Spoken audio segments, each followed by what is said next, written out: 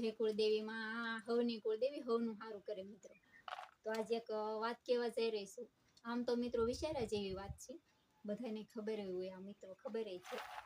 પણ મિત્રો હું તો કહું છું કે આપણે જે આ ભગવતીમાં આપણી કુળદેવીમાં રહી એ મિત્રો પહેલા આપણું કામ કરી દેશે.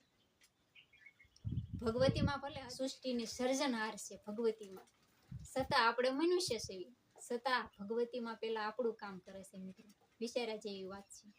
આપણે ગમે એ મન્નત માની હોય, આપણે કામ ધાર્યું હોય કે મારે આ કામ થઈ જાય પછી આપણે એને ભોગ ચડાવીએ છીએ. ગમે એ માનતા આપણે મિત્રો કરવી છીએ, કે કોઈ તાવા હોય કે કોઈ શ્રીફળ એવું ગમે એ આપણે કેવી છે ને, પણ આપણું કામ પેલા ભગવતીમાં કરે પછી જ આપણે એને શ્રીફળ વધેરવી છીએ કે કોઈ આપણે મન્નત માની હોય એ પૂરી કરવી છે મિત્રો.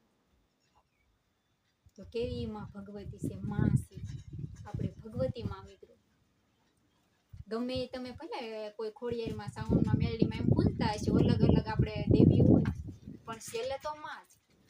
કારણ કે માં તો એક જ છે મિત્રો. નામ અનેક છે પણ માં એક છે.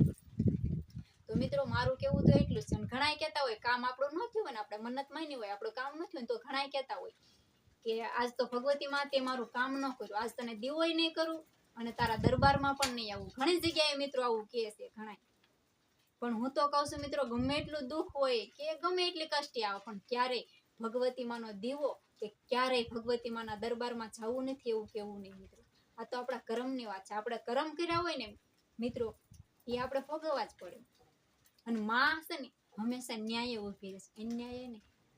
તો મારું કેવું તો મિત્રો એટલું જ છે કે ક્યારેય પણ આપણે કુળદેવીને ન ભૂલતા. ભલે તમારી માથે કષ્ટી પડે કે દુઃખ પડે કે ગમે એ થાય, પણ ક્યારેય આપણી ભગવતીને ન ભૂલતા મિત્રો. તો બધાને જય માતાજી.